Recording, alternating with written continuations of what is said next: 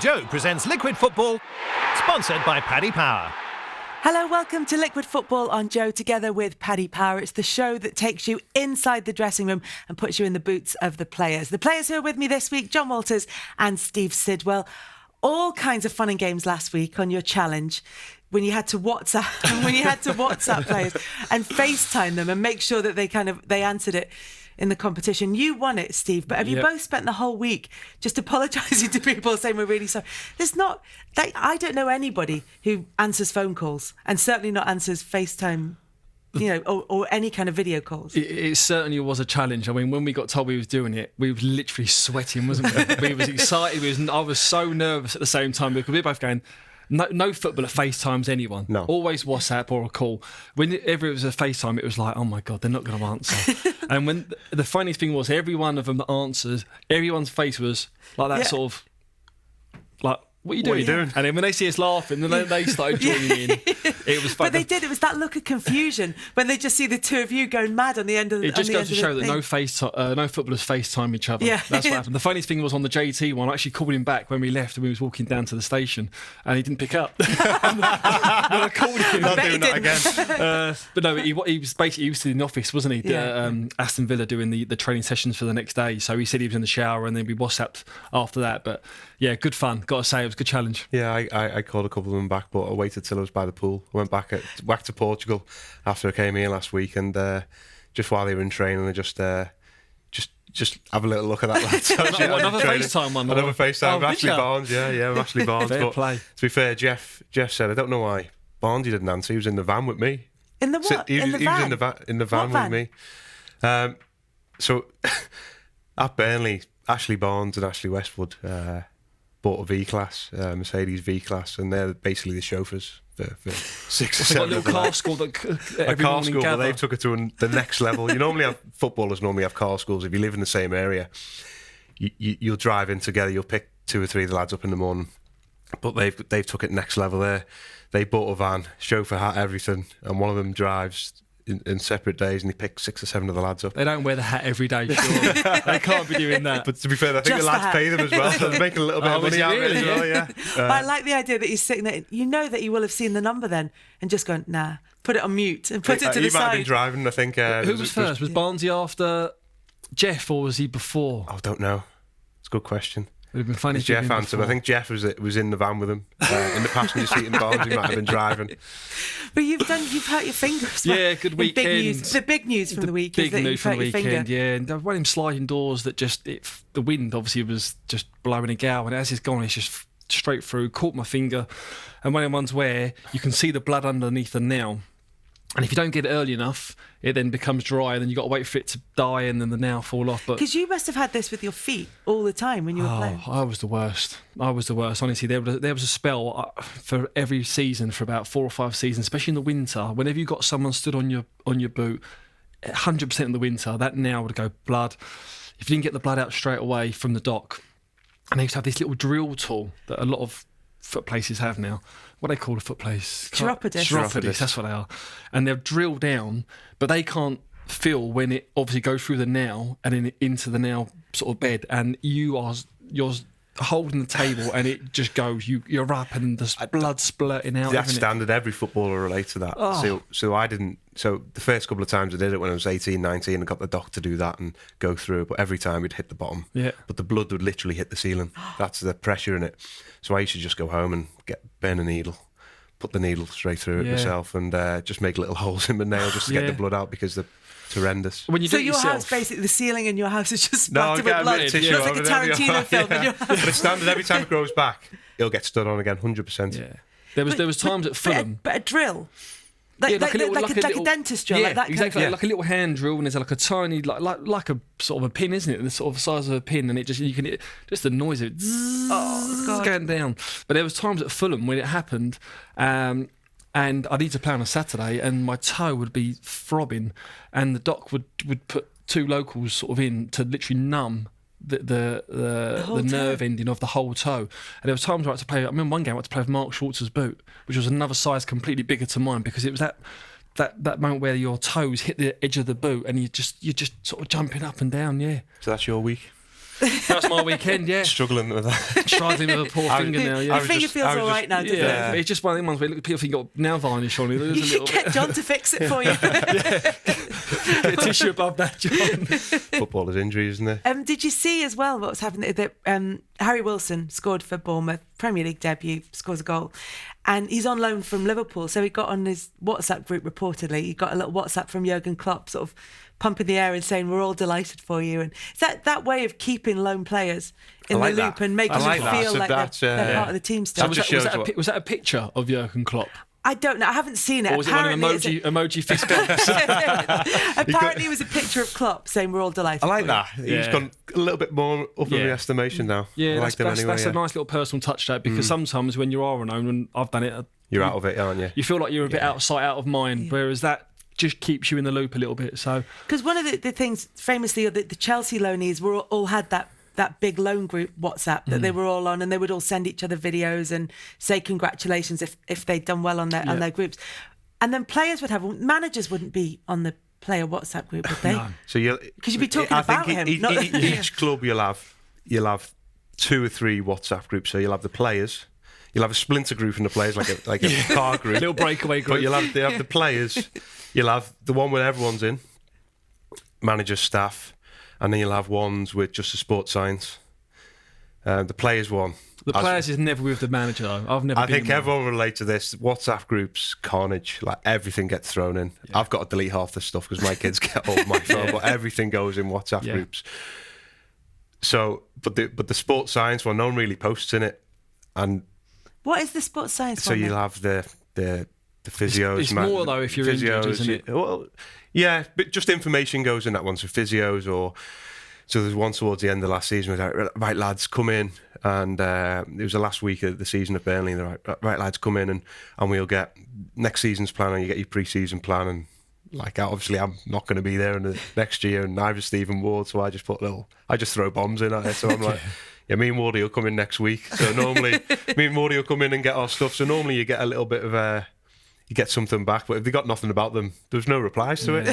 I've never just been leave the group. I've never been in one with staff in terms of managers, but we'll just go back on the FaceTime one. I remember we was at Brighton and we had a good relationship with the chairman, Tony Bloom, absolutely fantastic Brighton fan since he was a kid.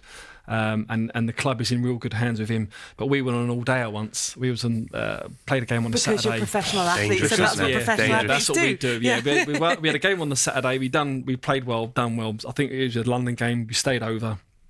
Sunday we was down off the King's Road, a brunch all day. So we're there. Drinks are flowing. All of a sudden, I think it was Dunky's gone. Come on, let's get the chairman on FaceTime. Like, bearing in mind, no one FaceTime anyone. So go on and get him up. So we've got it's going off. All of a sudden, he's picked up. So we're all in there. Hi, chairman, what's happening? He's in his car driving. Obviously, he's not holding it. He's obviously on the stand. He's driving along. He must be on the motorway coming down from wherever he was. And he's gone, oh, hi, boys. Look who it is, kids. Look, there's Dunky, there's Sinners, and the kids in the background. And their right hands waving. And he's got, look, there's the wife as well. She's waving. He's got that in, so he didn't say anything. He threw that intro. Kids are in the car, wife's in the car. Don't say anything. Basically, exactly. Leave it there. That was as far as it went. That banter one there, but never ones with managers as no, messages you can't. Has gone. Managers, separate, but WhatsApp groups, carnage. Brilliant, no. Good. But it's always on a night out. If ever lads are on a night out, WhatsApp groups are going. So sometimes I'm waking up in the morning, it's like 200 WhatsApps and it's just photos and pictures and just lads getting the piss taken out of them constantly. You're still in the group then? No. When I was playing. That's the thing. When you got to leave. How do you leave? It's tough leaving, isn't it? I stayed in for a while, and when I left the clubs, and it was like got to a point and. You enjoy it. The WhatsApp groups are great. You don't want to leave, but it got to the point where it's like, come on, they're adding new lads that I've just signed. And I said, listen, lads, it's been great. Got to go. Yeah. You get the odd one there. It's been emotional. Left. Thanks for everything. Good luck for the rest of the season. Catch up soon. And all of a sudden it says, Steve Sidwell left. Have you ever had to tell someone that you've stayed your welcome? So in the Euros in France, we had the WhatsApp group, and as I said, it's carnage, and you got to be careful with your phones because the kids get hold of them, and there's all sorts like everything going on. Inappropriate content. And as soon as as soon as we got on the bus aboard to go to the plane, so we left the hotel, checked out the rooms, and a few lads were staying over in France to carry on holidays with the families after the Euros, and Shea Given had just retired. And as soon as we got on the bus, the lads are like, "Have you got on the WhatsApp group?" So I got it up, and we hadn't even left the hotel. Shea Given left. He retired from Man and left the WhatsApp group. Straight so out. I was the admin. I added him back in. Everyone just hammered him. Then he left again. I added him back in again. Everyone just kept hammering him, and then he left. So it was like, he just cut his tie straight away, yeah. But that thing about keeping the distance from the manager and having that sort of stuff, you can probably actually be closer to an owner or a chairman if they are that type of personality than you can with a manager, because they're the ones who will day to day make the difficult decisions. And we saw it with Pep and Sergio Aguero at the weekend when he subbed him off, and they had that. It all ended up in hugs. It's not like the end of the world, and you see it happening, but you saw that kind of tension flare just for a couple of minutes on the touchline. Yeah, the thing I learned whenever I see things like that, you've always got to remember it's never personal. It's never personal, and I learnt that. Players take it personally though if you come off, because you don't want to come off. So that's the first thing. You don't want to come off. Some players take it more personal than others. But I remembered a strong lesson when I was in the youth team at Arsenal. We played West Ham in the academy final at Highbury, and Jay Bothroyd, who's still playing now in Japan, he got subbed. Don Howe was the manager. He got subbed off. As he was coming off, got off the touchline, shook the player's hand that went on. He took his jersey off and he threw it in Don Howe's face. And then as a kid as well, as a youngster, and then went and sat down in the dressing room, in the dugout behind. And Don didn't even look round, just got his shirt, folded it up, put it on the side, carried on with the game. After the game, we lost. Liam Brady come in, he said, "You'll never play for this club again." To Jay Bothroyd, who was a rising star at the time, said, "You'll never play for this club again. That's disrespectful." He said, "What you got to remember, Jay, is that in football, nothing's ever personal. It's always for the good of the team." And Jay Bothroyd was sold to Coventry the week after for £1 million. So therefore, that was a sharp lesson then. Whatever happens to football, not personal. Just take it on the chin. You're not going to like it, but you can always. There's a time and a place to discuss. That's where Aguero came off, didn't he, at the weekend, and Pep's grabbed him, and Pep's got a thing of doing that, and he'll grab you after you come off, and he'll start talking about something you did half an hour ago, and obviously you're annoyed when you come off, and Aguero's coming off, and he's tried to grab him and start talking about something he probably did 20 minutes ago, and Aguero's like, "Listen, just leave me," and he's had a little bit, and he's had a little bit, and then Pep's not happy, little hand over the mouth so the cameras can't see what he's saying, and then they've scored, it's got disallowed, but then he scored, he's straight back in front, because because as soon as you come for the manager or anything with the manager, I don't think I've ever had one where you'll have a word back to the manager in the changing room, because you're never going to win, and you might make up, but it's always you make up and then you get a week's fine or 2 weeks' wages. You've always gone back for the manager. I've seen loads that's gone. I remember one that comes straight off the top of the head was when I was at Aston Villa, played Crystal Palace away. I think it was an FA Cup game because they was in the Championship at the time. Half time we come in, and Emil Heskey, listen, great player, lovely lad, quiet but strong as an ox, and this was proved at this half-time team talk. Wasn't having the best of games, and Martin O'Neill was just on his case. Emil, you need to hold the ball up, you need to do this, you need to do that. And all of a sudden, I kept looking over in the corner at Emil, and he was just sort of getting angry, and the watery eyes just sort of come, and that's when you're thinking this is going to switch. All of a sudden, that was it. He was up, trying to get to Martin. Big James Collins, Ginge, he jumped on him. Richard Dunn, who was big enough, he jumped on him. Stan Petrov tried to get in the way. He dragged them basically across the dressing room to get to Martin O'Neill. Martin O'Neill was behind. Did he have a little go back? Martin was behind Seamus. You know Seamus. His real name's Jim, but he likes to be called Seamus. He was trying to sort of duck and weave behind him. Obviously, then it's all calmed down, but it's just heat of the moment stuff. By the end of it, on the Monday, it's all, there have been discussions to have been had, but I don't think I've ever had people come back like that at a manager. I've had managers where you have a go. I've had great managers where I quite enjoyed it. I quite enjoyed Roy Keane's one, believe it or not, at Ipswich. I not enjoyed it, but he would say how it was. Yeah. But he could get quite personal with the lads. I remember, I think it was a youth team game or a cup game where he played some young lads, and I wasn't playing, so I came in the changing room after the game. I was like, "Oh, it's going to go off. So I just sat in the corner. And he's gone round every lad and he's telling the young lad, listen, you should just give up football and go and be a gangster in London. And I was like, this is brilliant. But there's other ones where we've had sort of 2 hours after a game, and I think it was Watford away, we got beaten. He's there 2 hours and he's going through every player. And you just got to take it on the chin, because you get beat. It's like, right, fair enough, we're at a fault. Yeah. So he's gone for literally 2 hours, and his assistant manager, who was at Burnley as well, as a coach, Tony Loughlin, had the same position. He had the groin stretch up on the side of the table, didn't move for 2 hours. But at the end, Damien Delaney moved his leg, and after 2 hours, he's going, am I boring yet? And he's had to go, no, thinking that's why Loco hasn't come for him. Yeah. But I think there's a place for that in the dressing room still. Yeah. I think there's a little bit of things with managers now where players can't have things said to them, and I think there's still a place for the Roy Keane to say that to players. I enjoyed it. I could take it on the chin, and you take it and move on, and you've got to be mentally strong to take it as well. And but out on the pitch, you don't have the manager shouting. You've got to have that strong mentality to be able to take a bit of stick. But as much as players are changing, managers are changing as well. What's Sean Dyche like? Because he seems like someone who could be quite old school in that way, as much as he's a sort of modern day manager. No, he leaves at 5 minutes and comes in. So he waits 5 minutes, and to be fair, the lads, no one really say anything when I was there. It's not, you sort of wait for him to come in. He never really has a go. I've never really seen him have a go. It's just similar to Mark Hughes, non-confrontational. Yeah. He waits 5 minutes, calms himself down if he's annoyed, have a chat, and then comes in and like, right lads, what do you think? It's more than, there's no real shouting and bawling really. I haven't really seen that. Can we not talk about VAR from this weekend's football? Just because... Boring. Let's do it. It makes me want to stick pins in my eyes. Everyone's boring with it. It's going to be the same things. I say 3 reviews. Keep it at that, Cal. Keep it at that. But it wouldn't have changed this weekend. That's the thing. No, it wouldn't have changed. They do have to fix it in the ground, though, don't they? Because nobody at City. It's too many rules now, and there's all these in rules. And there's one at Brighton where Duffy ran out in his second phase of play, and last year it would have been allowed. And it's like, come on. But that's the laws. I think maybe what we can say is that because of the scrutiny that the laws are under from VAR when we're examining it, that maybe the laws need to adapt so that they can cope with that level of scrutiny. Maybe that's true.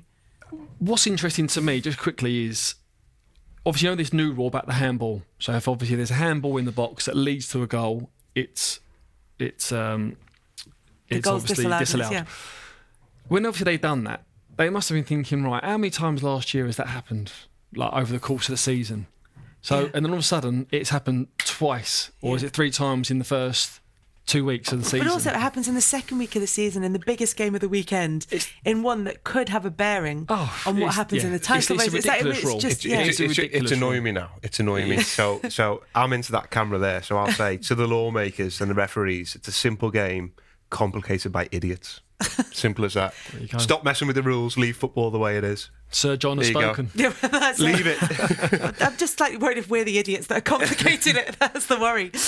This is Liquid Football on Joe, together with Paddy Power. I'm Kelly Cates alongside Steve Sidwell and Jon Walters.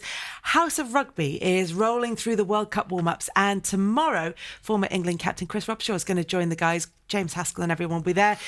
Should be very interesting now he's at the squad. That will be out late Tuesday night, and you'll be able to listen to it on the way into work, maybe on Wednesday morning. So, this, though, is the moment you've all been waiting for. Time for the Paddy Power Challenge.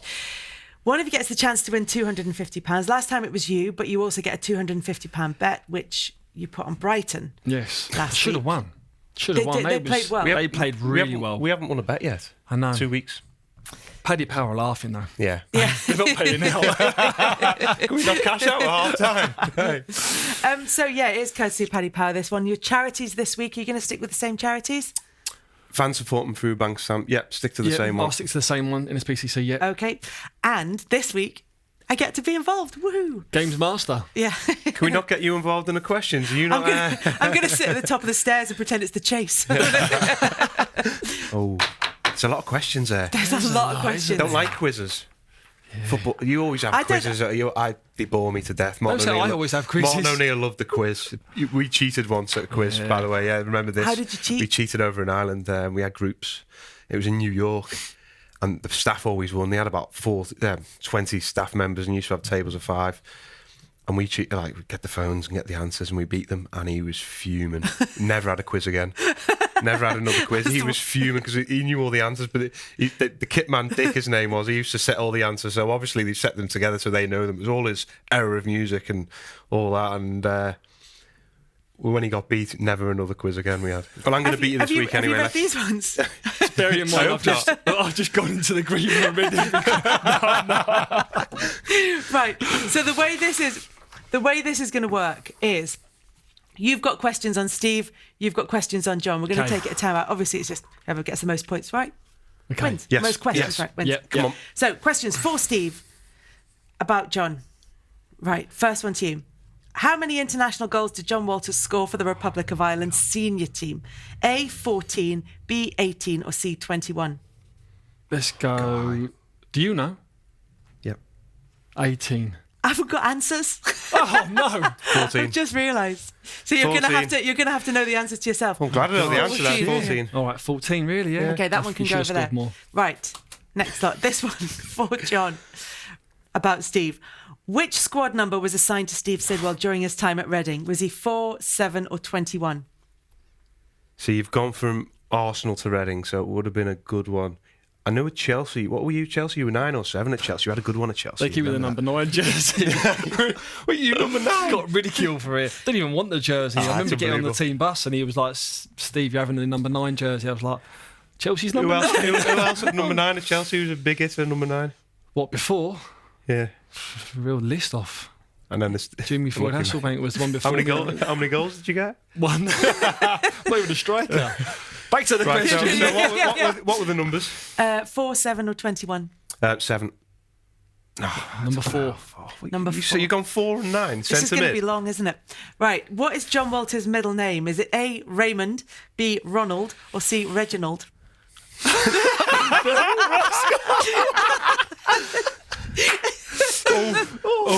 I have the list again, just quickly? Raymond, Ronald, or Reginald? Come on, Steve. Let's go Ronald.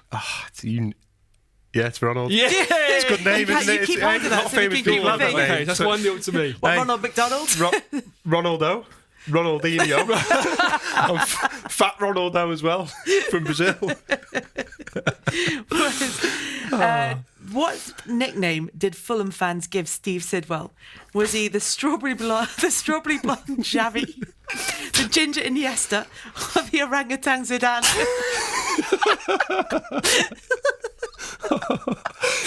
It's 100% the ginger Iniesta, 100%. That's the correct answer. Yeah. Oh, it's the ginger Iniesta. Hold on to that one, so I don't have to, 1-1. so I don't have to keep track of how many points you get. Right. Jon Walters scored a perfect hat-trick, but which team was it against? Yes. Villa, Easy Southampton or knows. QPR? QPR. He knows. Remember that? Well, A few of his mates are playing. I remember Bobby. that. There you have that one then. Remember that. Perfect Right. hat-trick Really as well. Yeah. Right At foot, home. left foot header. Steve Sidwell has a massive tattoo of what on his back? Is it favourite song lyrics? Is it wedding vows? Or is it a Chinese dragon?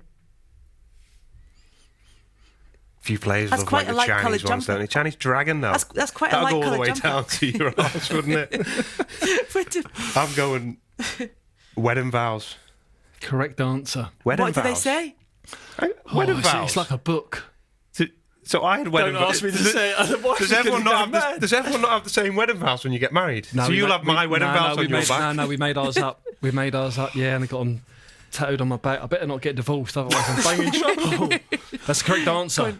2-2. There you go. Have a bit of that. I was Dragon. going to suggest you should Chinese back it dragon. then. Which of these is Jon Walters' favourite film? Is it The Shawshank Redemption, Step Brothers, or I love Step Brothers, or Cool Runnings? Cool Runnings, wow. I'm going to go that your answer? No, I'm going to go Shawshank Redemption. Love a bit of Step Brothers, mate. Love a bit of Will Ferrell. Do you? I don't like To the be end of fair, it, but the beginning. I do love when it. When I got asked that question, I'm like racking my brains. Favourite film, and my wife just said to me, "Listen, you're quoting Step Brothers to me all the time. And I don't know what you're it's a talking class about." film, So though. I'm Step Brothers That is straight away. good. Ex-Fulham manager Felix Magath once got into what with Steve Sidwell? An arm wrestle, a suitcase, or a stare-off? Suitcase. like in Killing be Eve. He was a bit of a weirdo, wasn't he? You played once, and I remember something after the game. He made you stand in a position for 40, 50 minutes, didn't he? Yeah. What? Yeah. Did what? So we had an away game, didn't play very well. We got beat. We got back to the training ground. Everyone's thinking you're going to get in your cars as normal, go off. He said, right, everyone off the bus, get into the dressing room. He said, put your training kit on. We're going to go and do a session.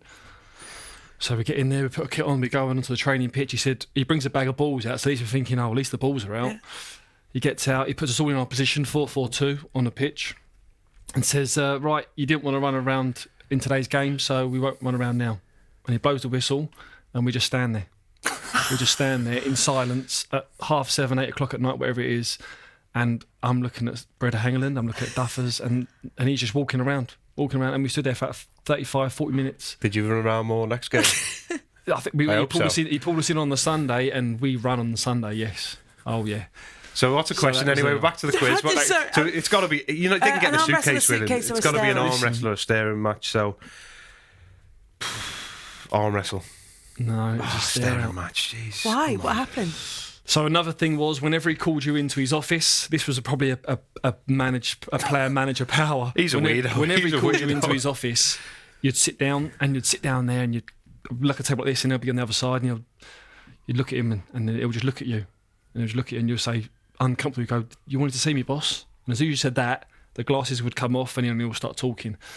So it got a common theme between the lads. They said, right, next time you go up, don't say a word. So you get in there and you sit down and you just look at him.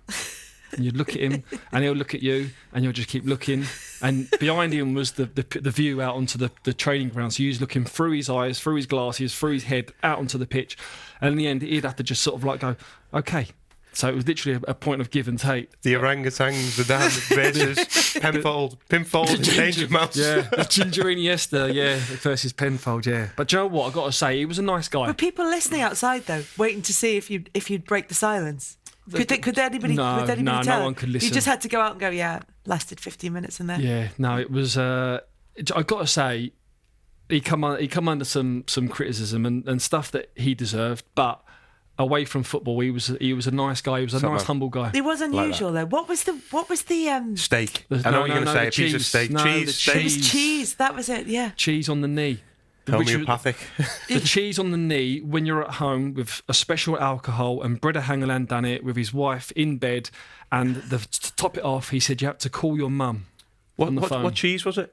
It's it was a special cheese. Yeah. It wasn't no Edam. Was his wife just taking a few slices, a few crackers in bed?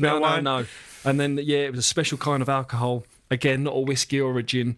And you had to call your mum as well on the phone. Why you were doing? Was it to release endorphins or something? To soothe, yeah. And I remember Breda saying that he had to do it, and his wife said, "If you do this, I'm leaving you." Well, fair enough. And I don't think he called his mum, but there we go. That was the deal breaker, calling his mum rather than putting cheese around his knee. Yeah, do the whole lot and call your mum on the phone. As a prank, Jon Walters once put a pig... Oh, God, this is a David Cameron story, is it? Once put a pig's head... What did David Cameron do with a pig? Next, go on. I'll tell you later. Don't mix politics. And he may not have done it. But once put a pig's head in which teammate's locker? Was it Matthew Etherington, Robert Huth or Ryan Shawcross? I thought it was in someone else's locker. Where did you get a pig's head from? Butchers? Let him answer first. Let him answer. I'll tell you the story. Kenwyne Jones is involved in this. I know Kenwyne's in there, but it ended up in his locker. So what was the first one? Matty Etherington, Robert Huth or Ryan Shawcross? I know this story because it went in one of theirs. Then they thought it was. Then it ended up in Kenwyne's. Tell the story now. Go on. Right, Get the answer. Okay, let's go with Matty Etherington. Oh, yeah, he's got it right. Get in there. Well, so right. This is a story. Too many things. This is too many things to unpack here. Right. One. No, I'm going to have to tell you the story. Yeah. So there was a lot of pranks going off in Stoke at the time. You weren't there, were you? No. So like a good one was Glenn Whelan used to put deep eating communal sloggies in the middle, and communal sloggies. We'll go into that another time. Communal sloggies in the middle. No, they were always washed, but it was in the middle. So you get your kit, you put your communal sloggies, you put your sloggies on, you pick socks. No. Sharing pants is weird. We'll go into that. We could do a whole episode on that. So Glenn Whelan used to put deep eating 3 pairs every few days. A Crouchy always used to get caught, but he'd never check them. I'd always have a little... You smell a DP. So, Sniff the sloggy sniffer. So Carter put them on, his face would go red. And then next 2 minutes, he's fuming, his legs up on the sink, the praying mantis, washing himself. So anyway, so there was pranks going on, and I used to get the blame for a lot, and it wasn't me. So Matthew Everton got something done to him, and he put my coat down a decimated toilet, let's say. Right. So it was like covered in everything. I'm thinking, like, this is disgusting. So I've like told the kit man, listen, my coat's down the toilet there, you're gonna have to wash it, I can't get it out. So I'm thinking, right, kept quiet, didn't say anything. I found out it was him, so I said to the chef, listen, can you get me a pig's head? I'm thinking I'm going next level here so he doesn't get me back. So he's like, yeah, but no questions asked, don't say it was me that got you it. I was like, right, okay, so we're talking a full-blown pig's head out of a butcher's sort of when window. It was, don't say I got you the pig's head. Yeah. What you've decided to do instead is tell the internet that he's the guy who got you the pig's head. So they've gone out to train, and he's given me the nod. I've got it at breakfast. Brilliant. They've gone out to train. I've ran in, got the pig's head in the cardboard box, took it out, put it in Matthew Everton's locker on top of his clothes. And then I also had some rainbow trout, so I shoved a couple of rainbow trout in his shoes and in his wash bag. I'm thinking, this is brilliant. He's never going to get me back again. Trained, had a good training session. I'm giggling away to myself. I'm doing extra finishing at the end with most of the lads. But Matty runs in. I'm thinking, it's going to be ruined. I need to see like the reaction. So I've like seen him, sprinted ahead of him, got in. So there's only me and him. I've sat down. He's gone across to his locker, opened it up, like started like I can't believe it. He's fuming. He's like, pig's head, all his gear. Hasn't even noticed the rainbow trout. And I'm sitting there laughing something, and he knows it's me. Brilliant. And he's gone, fucking Glenn Whelan. Fucking Glenn Whelan. What did you say? Yeah. I'm just sitting there thinking this is brilliant. So he's got a towel. No, he's actually gone in Glenn Whelan's locker, got Glenn Whelan's clothes, wrapped it up in Glenn Whelan's clothes, and threw it in Glenn Whelan's locker and gone out fuming. So Glenn Whelan's come in 5 minutes later, and I'm thinking, this is brilliant. This is like gold dust, this. Glenn Whelan's gone in his locker, got his phone out, sat on his phone, then went back out. Thinking, like, what's going on here? Kenwyne Jones comes in, sits next to Glenn Whelan. Matty Everton's put it in Kenwyne's locker, not Glenn's. Kenwyne's opened his locker. There's all his gear, and you don't mess with Kenwyne. He's a big lad, isn't he? Don't want to mess with him. Kenwyne's like hit the roof, like, who's done that? Like fuming, like shouting in the dressing room, who's put a pig's head in my locker? And I'm thinking, but I'm like laughing, so I'm like giggling away. Matty's out, Glenn's out. It's just me and a few of the lads, and I've said, listen, Kenwyne, I've put it in Matty's locker. Matty thought it was Glenn's. It wasn't Glenn's. It's in your locker. So Kenwyne's heard Glenn Whelan's name. Kenwyne's just heard, that's all he's heard. He's seen red, heard Glenn Whelan's name, gone outside, got a brick. There was a building site, wasn't it? It's got a brick, put it through Glenn Whelan's car window. Drove home. So Glenn's come in, found out what's happened. Glenn's fuming.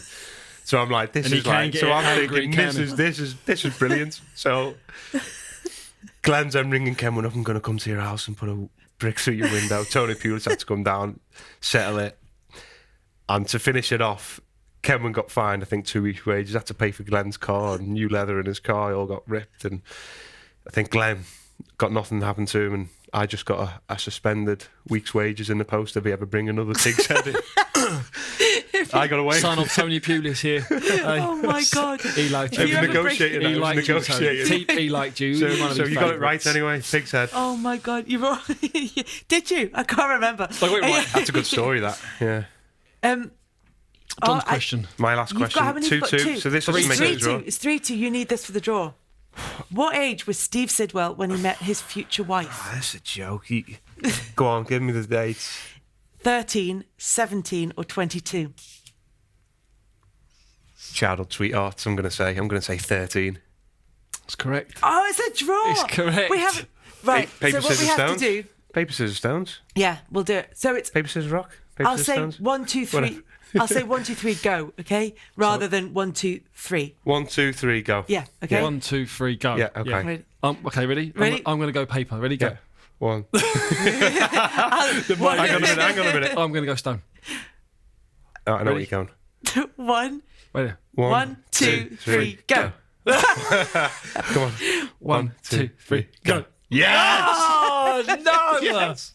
So, £250 for your charity, £250 bet Yes. to have on anything you'd like this weekend. What are you going to go for? You said you fancy Norwich. No, I didn't didn't you? say I fancy Norwich. Norwich I know. 11 to 4. I said Norwich are good value at home. Norwich are 11 to 4. Big Chelsea game for at home. Chelsea. I'm a Chelsea fan. I'm going Everton again. Oh, look at this. What? Is this with your heart in your Everton, head? Aston Villa away. Aston Villa lost 2. Now, got beat at the weekend. Everton 11 to 10 away. Good win at the weekend. Does Get it the look like wheels it's going. coming together, do you think, with the new signings I think so. and the start of the And season? Keane came on, looked exciting. So I'm going for Everton 11 to 10. He's another one with a pronunciation. I got told is it not Keane? it was Moser Ken Yeah. because it's a version of Moses All right. with a different pronunciation, and Ken was just how they pronounced it. But then he's come here and said, no, I'm happy to be Moise Keane. Like so I don't think it's actually how you say his It's a name. bit like but he Thierry said- Henry, isn't it? Terry Henry. Yeah. I don't think he ever said, I'll happy to be Terry Henry. Yeah. Well, these odds though, Paddy Power. So we've got Nicholas Metler's undies over my shoulder. Yep. And I watch House of Rugby as well. Yeah. So they have a pint of Guinness. I know. Can Paddy Power not bring out an alcoholic beverage that we can There have next show? Other alcoholic brands that Joe has an association with, so we might well investigate that. Because you said sloggy sniffer. I've got this slog.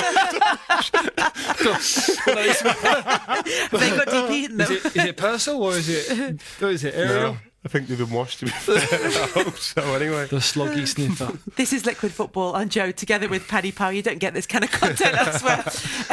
You talked about Norwich and about how you not fancy them against Chelsea, but you think that they could do well, that they're good value. 11 to 4? Good value. Yeah. Because they've started so well, especially going from maybe sort of just into the second half against Liverpool was when it seemed to sort of click from them. The penny seemed to drop. That step up though from the Championship to the Premier League, as much as the Championship and the standards improved in the Championship, it's still just that extra step.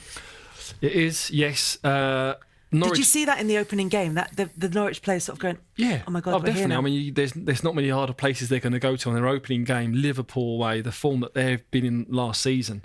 But they showed signs. I mean, they had more than enough chances in that game. And Pukki, obviously, you can see how ruthless he is in front of goal on that first. He's a goal scorer, isn't he? He is. I watched him a lot last year in the Championship. And what I like about him, he's very old school. You know, he can score goals in the box, outside the box.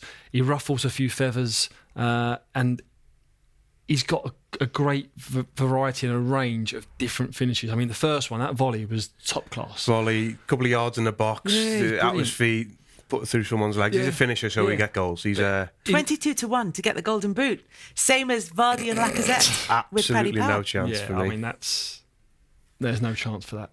No. But the step up, though. Listen, the step up, as you said, the step up. I said this before, the biggest difference was the size and the athleticism of the players. Everyone, you think players are slow on the side of the pitch, everyone is rapid. Yeah. And they're all, I was the smallest in the tunnel at Stoke, and I'm 6 foot, and it was 6'2", 6'3", 4. But every team's like that. It's like you're looking around and everyone's big. One mistake, it's a goal. You're playing against a top team. That's it, clinical. One mistake, you give the ball away in your half. Yeah. It's a goal. Yep. But Pukki, for me, he's getting the goals. If he can score, Norwich have got a good chance. But I always like when the players come up from the Championship. Pukki's got a bit of a different name, but I always like the Glenn Murray, Ashley Barnes, Billy Sharp. Is he more like that kind of old? Not so much in how he plays, but in terms of coming up as a more experienced Championship player in the Premier League. The bastards of the football. It's like they come up, battle of the bastards, isn't it? They come up and they're the ones that throw themselves about a bit rough, and that's another difference I've noticed. So the more you come against big defenders, big team defenders, big name defenders, they don't like mixing it up. They like to play. Yeah. They don't like it when you get into, like, Barnes. He's great at Burnley for it. Unbelievable lad. He's great, winds people up, falls over. He was kissing people on the head last year. He loves winding. He that's the name of the game. You can wind him up and get him off his game. You've won half the battle, because if his head's off it, he's not going to be concentrating on his other things. All them names you just mentioned there, and it goes throughout the squad, especially at Norwich and at Sheffield United. They've got a hunger. I don't think hardly any of them have played in the Premier League before. They've worked their way out the leagues. I think Sheffield United, a lot of them started at Premier League academies, never made the grade, had to come down a few steps on the ladder to go back up. It's where I went as well. It's where I went down the lower league and came back up. They got the hunger, and that's why I think Sheffield United and Norwich will do well this year, above probably Villa, because Villa have got the pressure. They've spent a lot of money. They've spent an influx of a few foreign players as well that's come in. They're always hit and miss. They're a gamble with the foreign signings. When I was at Reading, we've still got the record for getting out the Championship, 106 points, scored over 100 goals, had a great season. A lot of people forget that we finished 8th in the Premier League that following season, and that was just down to a no fear factor. We was underdogs in every game, and we had a hunger to just go out and just play. Had any of you played in the Premier League before? Not one of us. And fair play to Steve Coppell. Obviously, the money, they still got a lot of money then. It's obviously not as what it is today, but they still got a lot of money to invest. I think they invested £2 million on Sol Ki-Heung from Wolves, and he gave everyone a chance.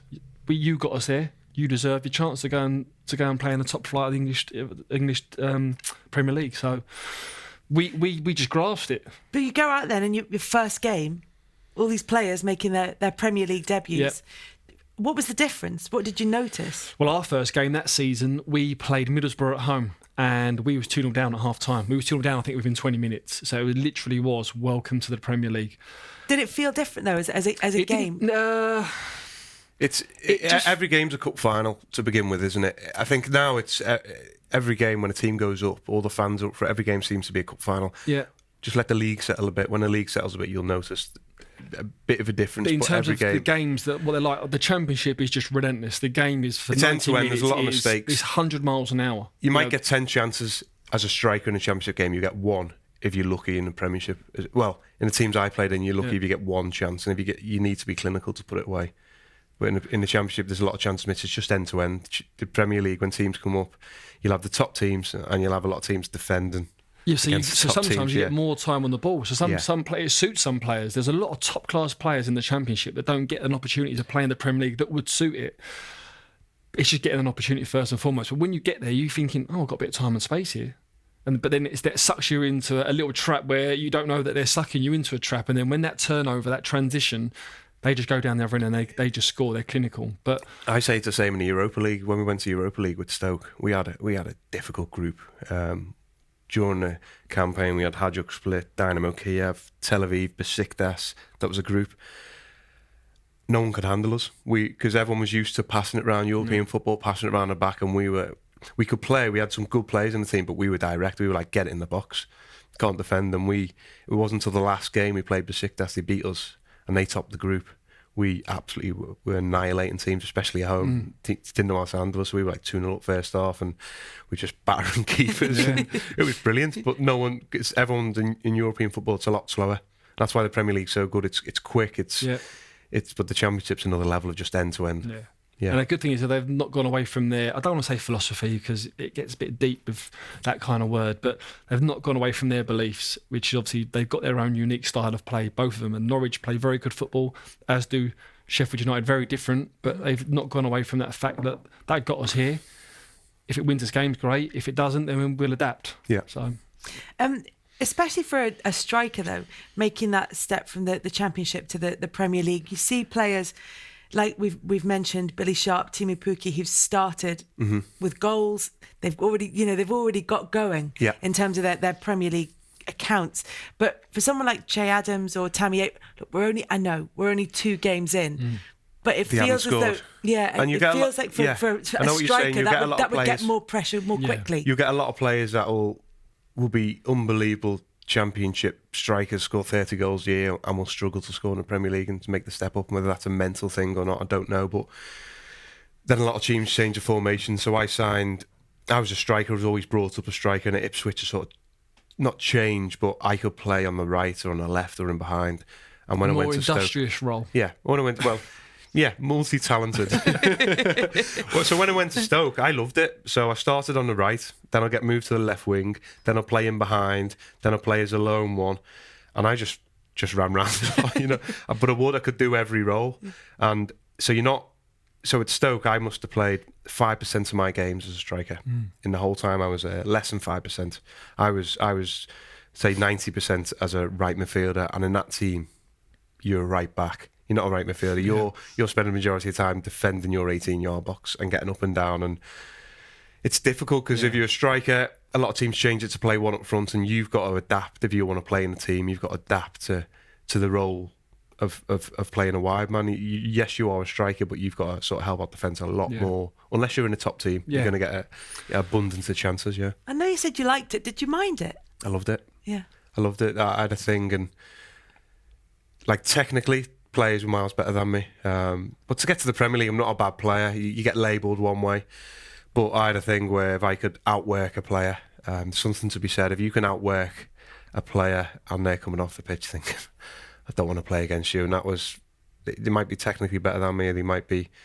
I had one where I love to get in players' heads, and you've done that a lot. We played Fulham plenty of times at you, and I think Scott Parker was saying, "Listen, you're shit." and I was just like, it was my first year at Stoke, and in the end, I was like, he was doing a free kick, and I was just winding everyone up and kicking the ball away when he went to put it down. I went back in, he's just hammering me, and I said, "Listen, I know I'm shit, but if I get you in a tunnel, I'll still rip your."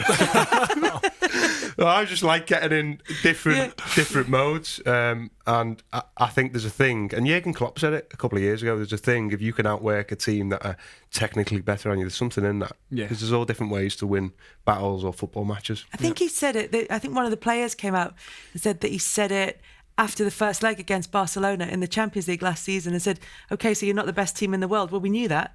So that doesn't mean you can't win. There's different ways of winning winning the games, and if you can do that, there's something to be said, because mentally, if you can get in the player's head, whether that be outworking them hard.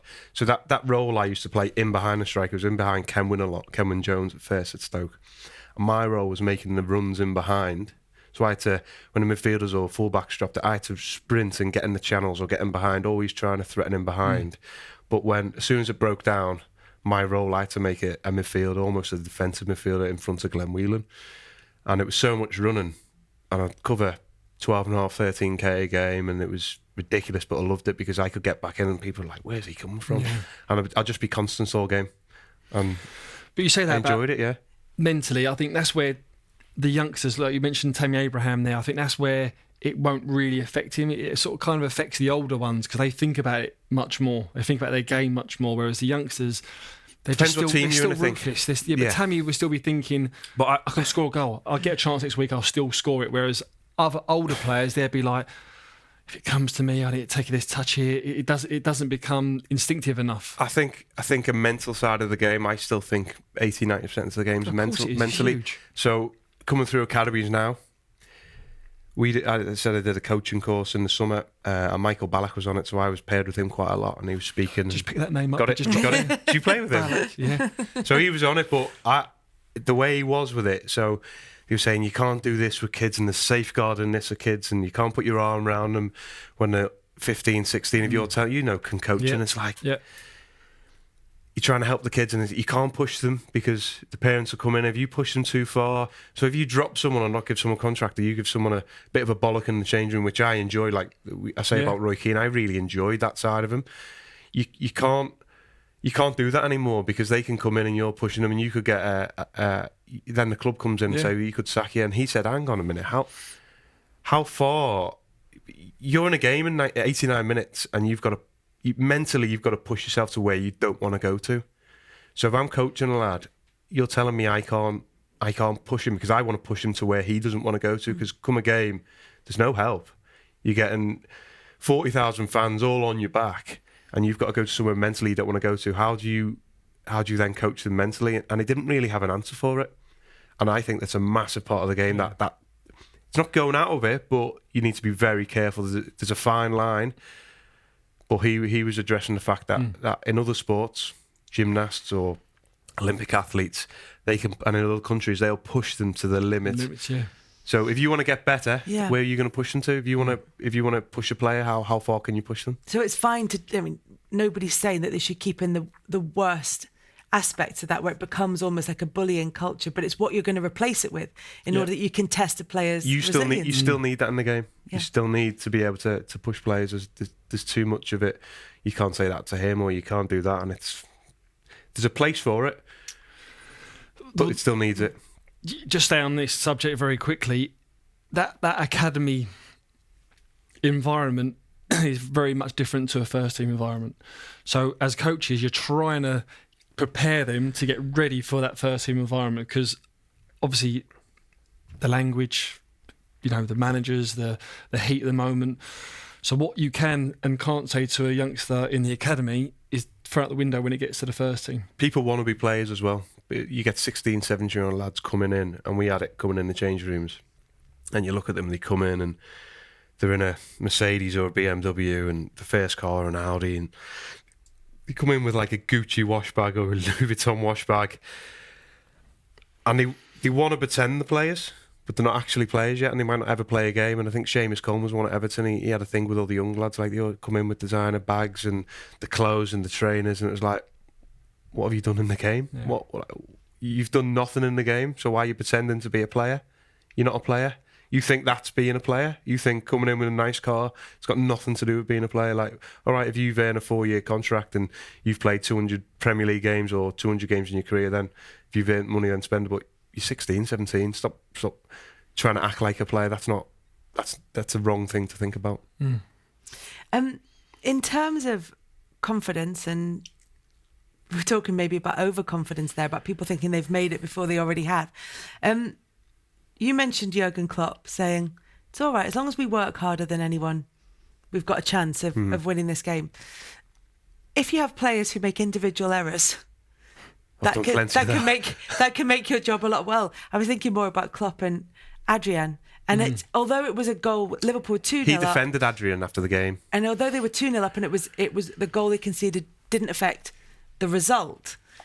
If it had done, there might have been a slightly different perspective on it. But then in terms of a player like that, a goalkeeper going in, having made a mistake, going into the dressing room, it's only just, second start. And he came to Liverpool on a free transfer, so he's not going to be first choice. He's not going to be a ball-playing goalkeeper. Otherwise, he would have been picked up. So that happens. I've done it plenty of times with penalties and last-minute ones. We had one against Fulham. I'm trying to think whether you were playing. So story goes, I trained on the Friday, and I didn't have lunch, felt sick, started throwing up, sickness bug. Family had it. I remember this. Yeah. So, it's like breathing on me. So you did. What do you mean breathing on you? On the pitch. So I've been ill all night, I've been shitting and sick. It's actually he's mocking me from a corner. Different tricks, you see. So I'd spent, so you get the train down, so I'd spent 2 hours in the train, literally sitting in the disgusting toilet, throwing up the whole train journey, all night in the hotel, throwing up. Get up in the morning, I'm thinking, there's no way I'm playing here. The physio's asking me, how are you? I said, listen, throwing up all night and being sick. Have a piece of toast in the morning, kept it down, bottle of water.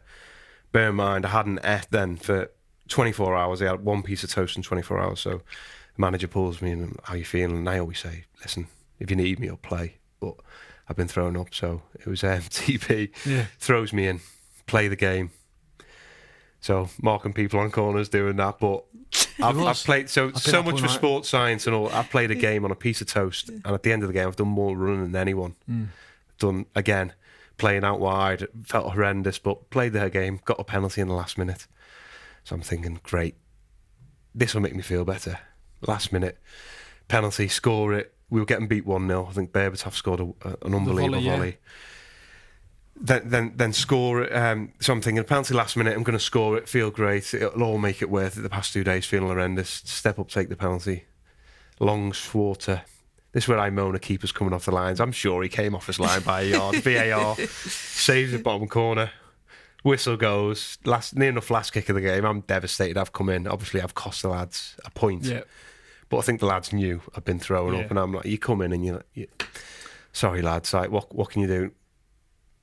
My fault. Yeah. Do you know what I mean? The lads never get on your case. If you I didn't try and miss the penalty. You don't try, but if it's someone purposely tossing it off in a match, you're annoyed then. Yeah.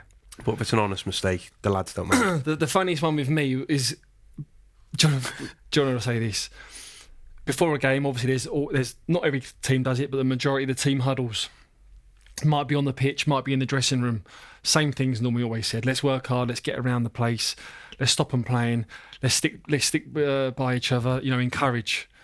45 minutes later on, at half time, the same person saying that's coming in. You're not fucking doing this. You're not doing that. You need to liven up. That's just standard, isn't it? Standard, where was it sticking by each other? No, that's just standard. That's just standard. Everybody getting thrown under the bus. Adrian, then with the mistake that led to Danny Ings' goal for Southampton.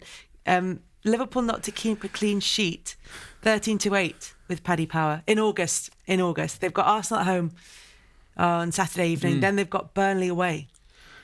Ooh, that's a great bet, because the highlights that I see from the Southampton game, they look shaky, especially at set pieces. Yeah, but bear in mind they played on the Wednesday. Yeah, but we're talking basic set pieces. Southampton had a lot of chances, and the way as I said, Ashley Barnes, the way he can play.